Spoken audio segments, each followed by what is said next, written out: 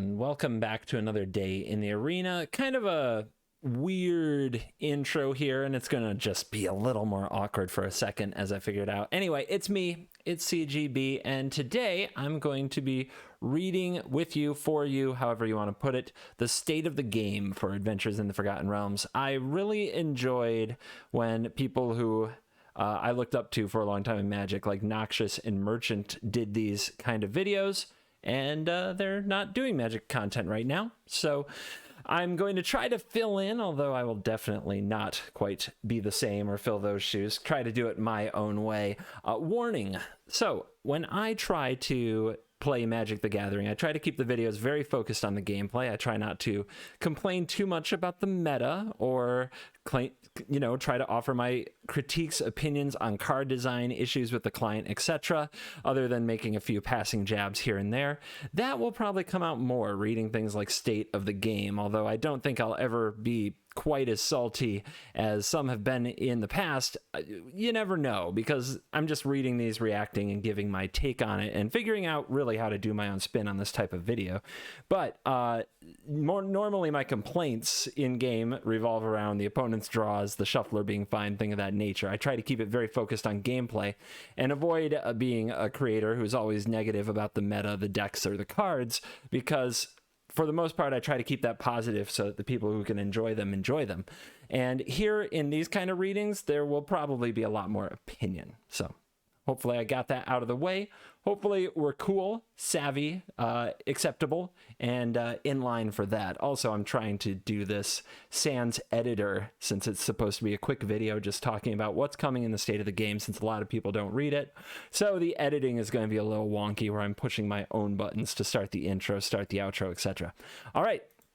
This is the MTG Arena State of the Game, Adventures in the Forgotten Realms. And this was posted on July 2nd. So starts out with "You Meet in a Tavern." Greetings. We've got a few things to cover, including more about Magic's debut, take on D&D, and several quality of life improvements and visions for the future. That is nice to hear, because one of the critiques I have, first off, about the State of the Game articles for a while now has been that they're more about ads and less about the state of the actual client. Let me make that bigger if you want to read along. Contact from Another Plane. So for the last several years, we have launched a core set each summer, but this year is different. Instead, we're taking a journey into Faerun with Adventures in the Forgotten Realms. I should mention, I haven't read this yet. This is my first go through. I'm doing it along with you. You'll find all the things you'd normally expect from a Magic set, like new mechanics, powerful cards. I will be the judge of this, and a great limited environment. And if you have ever played or even heard about D&D, you'll recognize familiar favorites. We've got Dungeons, Dragons, Dice, a host of new tweaks, and old friends. Dungeons. Venturing into the dungeons is a classic part of D&D campaigns. Adventures of Forgotten Realms is bringing that to Magic as well. It introduces dungeons as a new card type, and they get activated when a card tells you to venture into the dungeon. For those who don't know, this I have looked into because there was a video specifically about venturing into a dungeon posted on the MTG YouTube.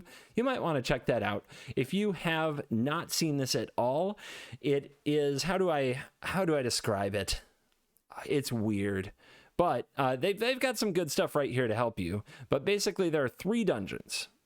Let me be very clear. There are only 3 dungeons in the set, because the most common thing I hear is that they're going to introduce new dungeons. These aren't the only ones. You can't be unhappy with these dungeons. All right, there are only 3. They revealed what they all do.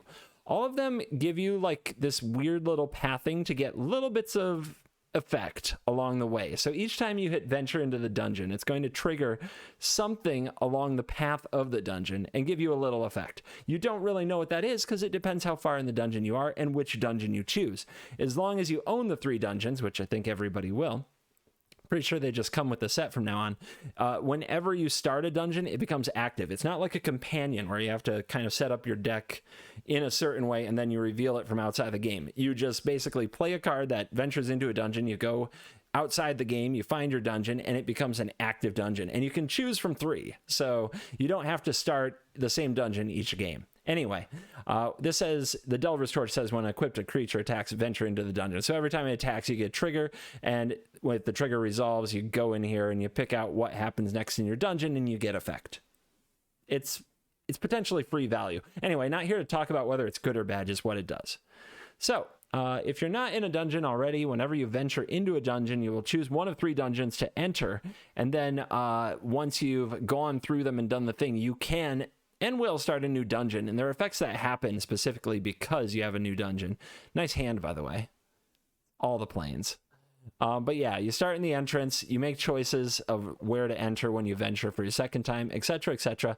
The cards that there is a dedicated article if you want to get deep into it. And then a bunch of the cards that they're kind of giving you to give you examples of the effect, right?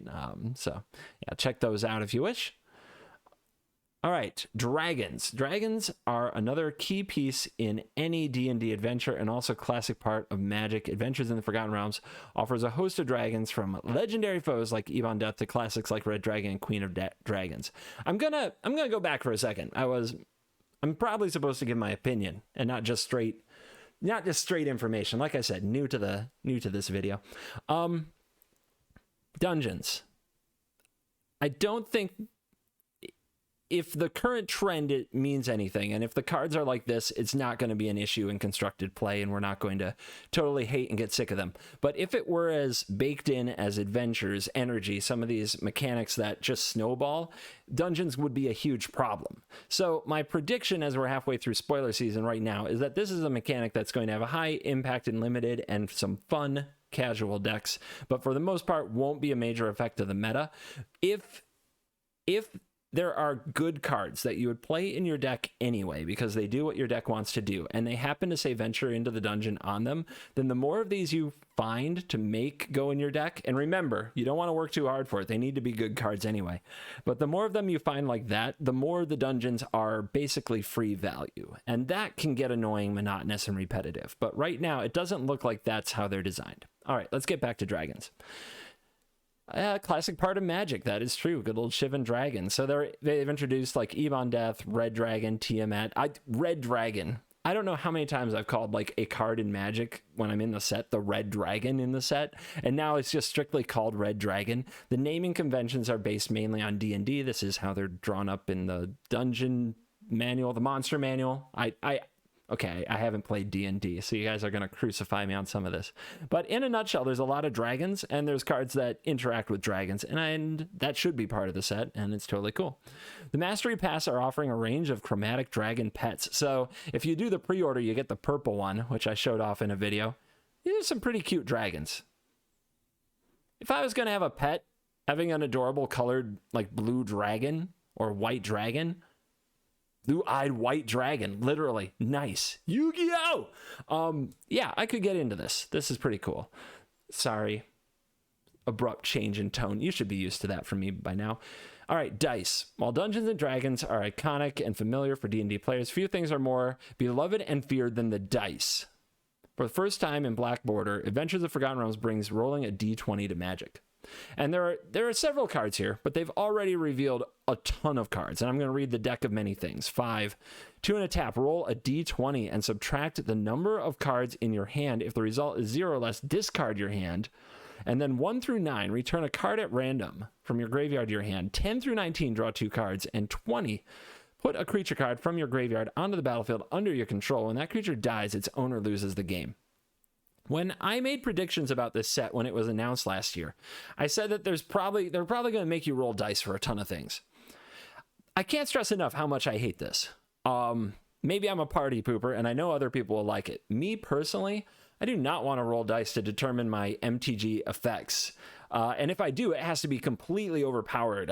The card Mana Crypt is a paper Magic card that's completely OP. It's 0 mana for an O2. It's 0 mana for an artifact that you tap for 2 colorless mana. Like, completely busted. But you have to flip a coin every upkeep, and if you lose the flip, you take 3 damage. Like, that is how much a card has to be busted for me to want to flip coins to determine an outcome. All right. And cards like this, I just absolutely hate. A big reason that I only had one D&D experience is because I sat down, roll a D20 a few times, hated it so much. I was like, I'm never doing that again. These cards, for the most part, again, don't look constructed playable, but it only takes 1 or 2 to be, have like this broken range of effect that's at a great rate to make rolling a D20 a regular part of the Magic experience. And I just don't want that. I think that there's enough RNG and magic. So this mechanic is very much not for me. In fact, I'm very negative on it. It makes me less likely to play the limited format because a card like Lightfoot Rogue, I think 100% gets played in limited. But I don't want to roll these dice, and I don't want to watch the digital rendition or whatever it is of rolling these dice. I will give it a try. I promise. We'll see if it changes my mind. It will have the chance. But I am very D20 negative. So far, not a good start. I think the dungeons are pretty, have the potential to be broken, but as designed are pretty weak, and I don't expect them to be a big part of anything. And the D20s, like, tilt me. The dragon's pets so far are the coolest thing. So, anyway, Discovery. Playing D&D is all about storytelling. So there's going to be some weird stuff in this set when you look at the cards. They're just going to feel different, and maybe that's fine for creating a D&D set. So they're really like changing the flavor text. So if you look at like this island, the flavor text would normally be a few sentence, like a short sentence is kind of the traditional MTG flavor text. And here it says, Basic Land Island, as your ship clears the edge of Waterdeep Harbor, you notice pirate sails on the horizon. What has made them so bold? And it's trying to evoke, from what I can tell talking to chat on Twitch, it's trying to evoke the feeling of your dungeon master is like telling the story, weaving the narrative. And as somebody who didn't get to play D&D, like I'm totally fine with. This doesn't bother me. More ways to make Basic Lands interesting is awesome. Heck, maybe they'll make the full art version where the flavor text gently rolls over the wave of the island, or I don't know, maybe there's something they can do there. I'm cool with that. But then it gets really weird when they title the cards. So here we go. You hear something on watch. That is the name of a card now. It's not a Defiant Strike, It's not God's Willing. It's you hear something on watch. What would this card name be in another set? Like Noise. I don't know. Noise bump in the night. Anyway, 1 in a white instant. Choose one. Rouse the party. Dash. Creatures you control get +1/+1 until end of turn. Set off traps. Dash. This spell deals 5 damage to an attacking creature. So when I first read this, I just kind of blinked a bunch of times because I'm used to this. So I'm like, rouse the party is a keyword in the set now. What does rouse the party do? Because I'm used to keyword, which does a thing. And then there is another effect if it also does a thing. And then there's reminder text to remind you what the keyword does, but there's no reminder text. But rouse the party just strictly is creatures you control get +1/+1 till end of turn. Is there another card with like just rouse the party printed on it without this? No.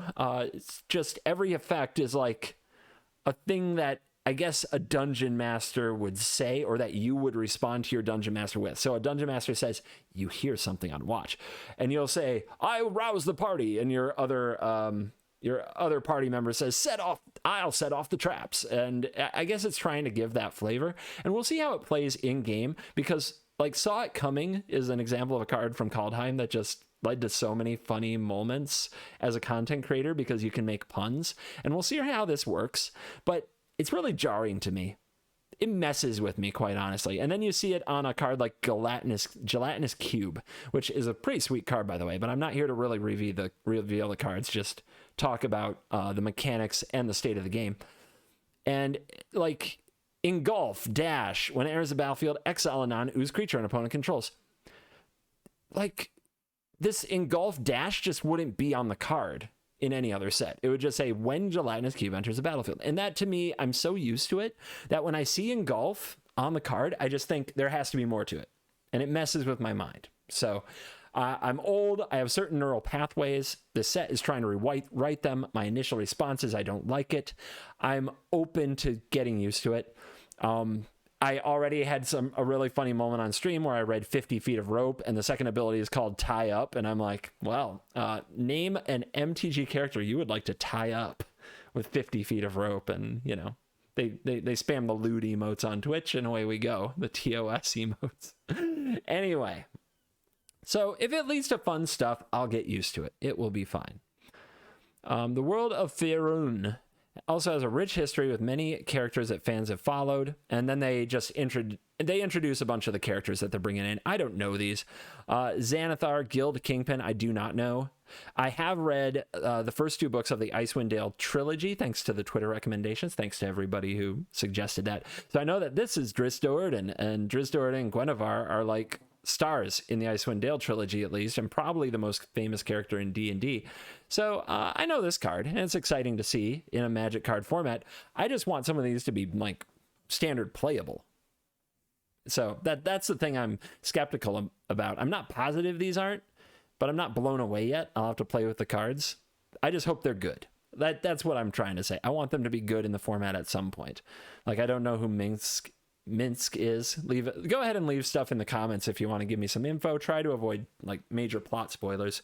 I will probably read these books eventually. It's a lot to get through. All right, here we go. The card styles. The card styles. This is meant to look like the old school D&D manuals. And this is the sketch art of Owl Bear, which, by the way, a bird bear hype. And this is how they look on the battlefield, with this being a land and this being a creature. And I hate this. This doesn't look at all like a Magic card to me anymore. And I've defended the alt arts quite a bit. Like, I love the Godzilla ones because I'm a big Godzilla fan. I didn't mind the Kaldheim ones. They aren't really for me. Same with the comic book ones in Ikoria, the metal ones in Kaldheim. They're not really for me, but I didn't mind them. And I've unlocked a few of them. And it doesn't like, it kind of bothers me in Arena that to select my art of choice, I have to like click through them sometimes, but I haven't complained about their existence. I hate these. Like, I'm going to probably have to turn off styles so I don't have to see these. Because I think that's how it works on Arena. There's an option to turn off special styles, which I've never done before. Neither of these appeal to me. The Dungeon Modal one, I hate a lot more than the sketch. If it were only the sketch, I'd be like, oh, okay, but I'm not going to buy those. And I'm not going to try to earn those in an event. But these are so bad, it's to the point where if these are the reward for an event, even one I would normally play, like Historic Brawl and the FNM events, I'm never going to play it because I don't want to risk. I do not want to risk unlocking this. And so here's the thing about these alt arts. It sounds like I'm being a whiny pants. Fair. I know a lot of people agree with me. I would say if like somewhere between 10 and 20% of the player base 100% love this. And I don't mean like it or it's cool. I mean love this. Like, this makes them want to collect it. Then it's worth it. It's worth it for Wizards, and I'm going to shut up and put up with it. Capitalism, do your thing, sell your cards, sell your product. It's going to be okay. I'm allowed to voice my opinion and give a kind of a, I hate this complaint. That's totally reasonable. But if like 10 to 20% of the player base love this and they collect it and they're willing to buy these styles, then it's worth it. But I don't understand you guys. Y'all are crazy. Like, this just looks so terrible to me. I can't handle the color. I can't handle the font. It's trying to evoke like this 70s vibe. Stranger Things is trying to bring it all back in like an 80s with an 80s retro thing. And Magic as a retro product is a good product, but I don't want it. Ugh. Oh, I really hate it. All right. Maybe we're getting here into some quality of life improvements. The deck of many horizontal things. Beyond Adventures in the Forgotten Realms, we continue to work on improvements to usability and quality of life, particularly on mobile. Okay, a mobile update. The main improvement is the horizontal deck builder now works on mobile devices. Good. That is very nice. The main problem with building a deck on mobile, though, is you either have to open a very small search bar and use the mobile keyboard to type in what you're looking for, or you have to click 9 million times and scroll through what feels like thousands of cards trying to browse your collection to build your deck. And that constant scrolling just gives you vertigo. Like, it makes you dizzy. It messes with your mind. I'm not kidding. As somebody who's got a new iPad and also a new phone to play this game on mobile and has done a lot on both, like, building a deck on mobile was the thing I was most excited. And it's the thing that gives you the most headaches and causes you the most like disorienting just weird vibes, weird feelings. So I hope this helps, but I have a feeling it won't. All right. We've also added a new interface for adding or removing spells from the horizontal deck builder. Okay, maybe this helps. Instead of removing a single copy of a card, clicking on a card now brings up an interface to allow you to add or remove copies. Oh, so we're not like trying to add 4 by click, click, click. I don't know. Maybe that will help. Definitely might help with land. I don't know. I'll have to try this and let you know what I think of it. And if I forget to tell you, go ahead and ask me while I'm live on Twitch or something. Let's see. You happen upon a glade. Beyond the deck builder, we continue to improve on the mobile user interface by making it easier to get into full control mode. I still don't know how to do that. You can now hold on the avatar or phase ladder. Okay, fun. And increase card size slightly for cards in hand when drafting. All right, never drafted, so I don't know how that goes, but yay. We also have been able to turn on shadows for higher performing mobile devices. That scares me. On all devices, we added a new cancel blocks button. Okay, works like cancel attacks, so you can start over without having to touch everything again. Sounds okay. There have also been small improvements, such as updating the add lands tech to handle 100 card decks properly. Yeah, that was really messed up, that they didn't add enough lands by default when you were trying to make a 100 card deck and use the auto land feature. Though I never did, but I know that surely messed with some people. I played against a lot of people in the 100 card Historic Brawl event who missed their 3rd land drop, and it was sad. It was very sad. I will say the biggest improvement I would love for mobile is you can't discard to hand size. It's if your card that you're trying to discard to hand size is anywhere around like the center, you can click it 100 times and try to touch it. It won't highlight. It is, especially if you're like me and you cast a few Seagate restorations, trying to discard any card for any reason after a Seagate restoration is, you don't have to discard to hand size anymore, but just say you cast a Prismari command and discard 2 cards. Selecting those cards is impossible. It's impossible. All right. Circle of Dreams Druid. That's okay. They have a few notes on upcoming changes to share. Let's go for it. Midweek Magic, a new take on FNM at home for MTG Arena. We first launched FNM at home in March 2020 because players around the world weren't able to keep in touch with their local game stores. Yeah. Let me guess. They're going to move it. We want FNM to go back to being a unique in-store experience, but we also want to continue the fun of MTG Arena's FNM at home event. So we are updating FNM at home to take place on Tuesdays and Wednesdays, lengthening it slightly so it's easier to play in. It's nice. Renaming it Midweek Magic. Okay. It will keep the same structure with no entry and 2 ICRs as rewards. You will still be able to contact your favorite local game store for a code. All right. That just sounds really smart. The first Midweek Magic will run on the 13th. Cool. I was going to say if they move it to Wednesday, that's a problem because that's Commander Night at my game store.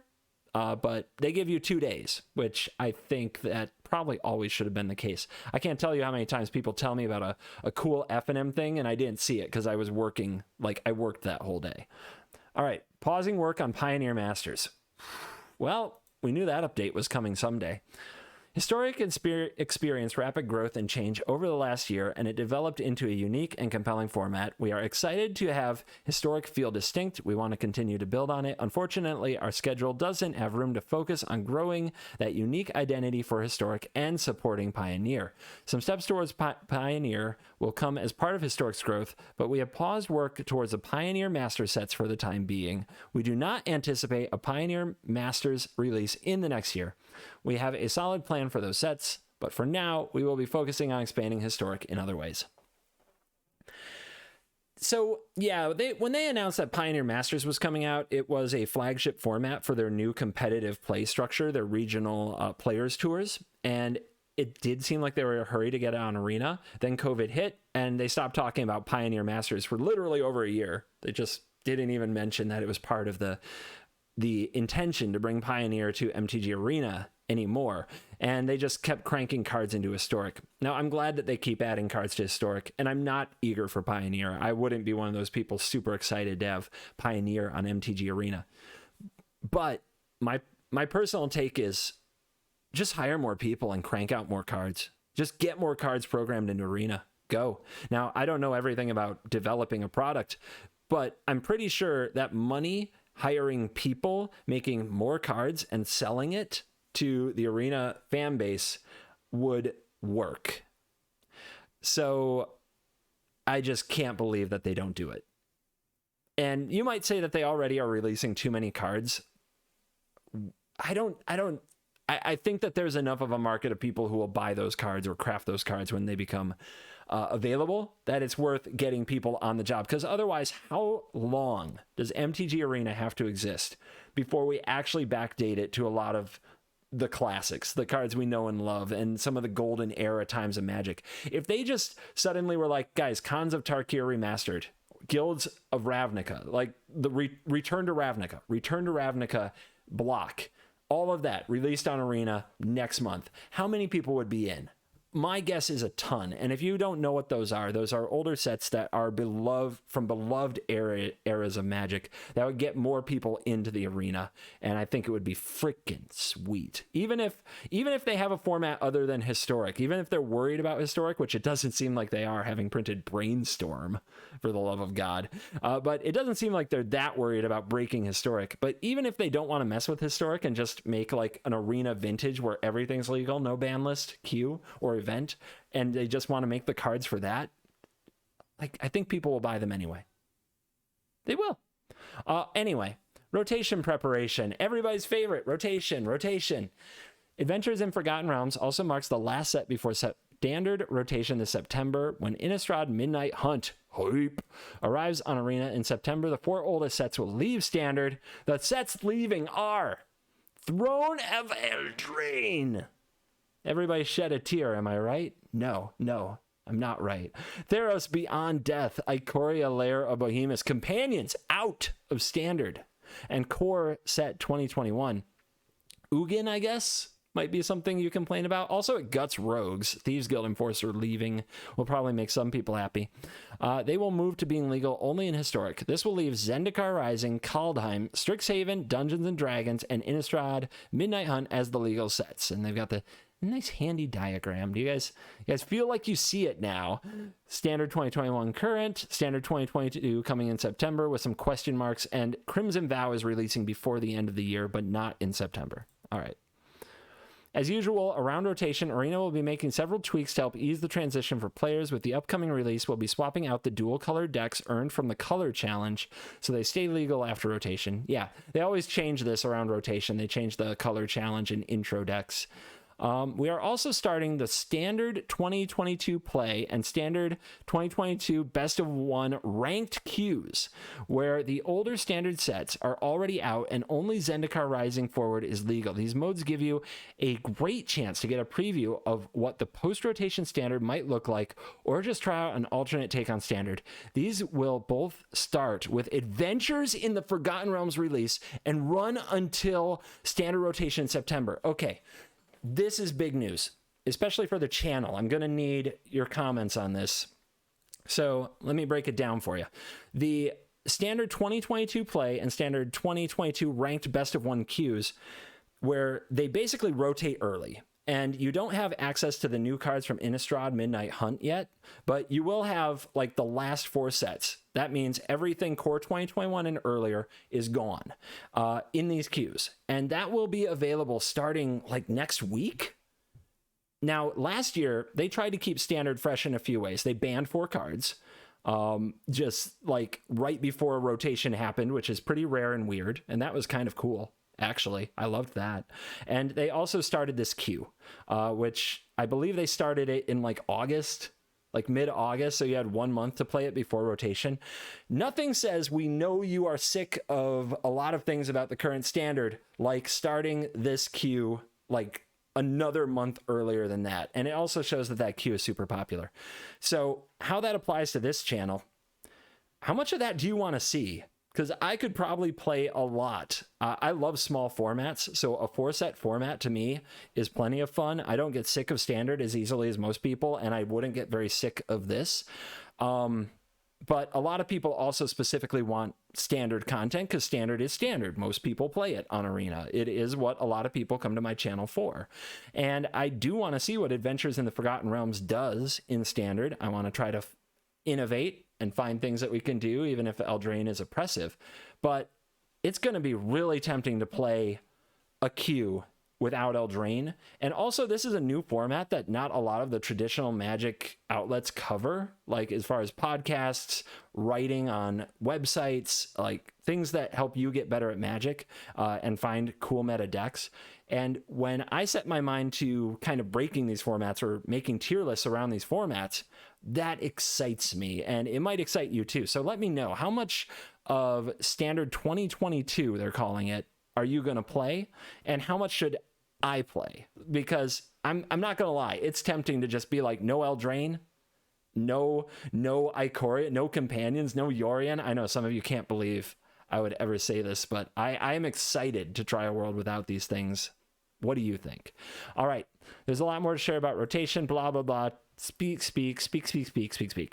So this to me is the biggest one. Like, this kind of saved this article. They saved the best for last for me. I'm super excited about Standard 2022 being available early, and I really want to hear from you, like what you want me to do as far on the channel as far as content for that. Pioneer Masters, sad that they had to pause it. I wish they'd just hire people and get more cards out here. For sure, the moving of F&M at home makes a lot of sense. The updates on mobile, I still don't think are the updates that mobile truly needs. These arts, I loathe them. I fear them. It makes me kind of sick. These characters, the ones I recognize, I'm very excited to see. So I bet these are going to be a big hit for a lot of the D&D fans. This flavor wording on cards, no.